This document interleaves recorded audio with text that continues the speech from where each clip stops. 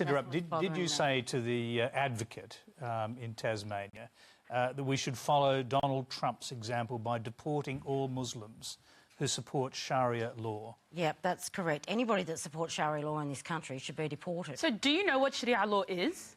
Yes, but it does not have Do you know rights. what it is? Me praying five Sharia law? Of course, me praying 5 times a day is Sharia. Okay. Right? Like basic... What about the equal rights for women? What about... That is completely separate from Oh, Islam. so now you can be a Sharia law supporter and be half pregnant at the same time. What are you talking about? You are talking about stuff you don't know anything about. Like, OK, I'm not going to attack you personally. But my frustration is that people talk about Islam without knowing anything about it, and they're willing to completely negate any of my rights as a human being, as a woman, as a person with agency, simply because they have an idea about what my faith is about. Excuse me, Islam, to me, is the most feminist religion, right? We got equal rights well before the Europeans. We don't take our husbands' last names because we ain't their property.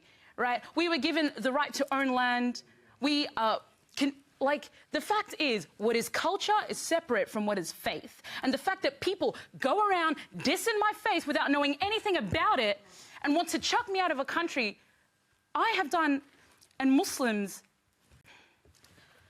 The fact is, Jacqui, I agree. The fact is, we have one law in this country, and it is the Australian law. In Islam, it's not Sharia law. In Islam, not in this country. Do you know what not in my day. In Sharia, it says you follow the law of the land on which you are on. It says in Islam that you follow the law of the land on which you are on.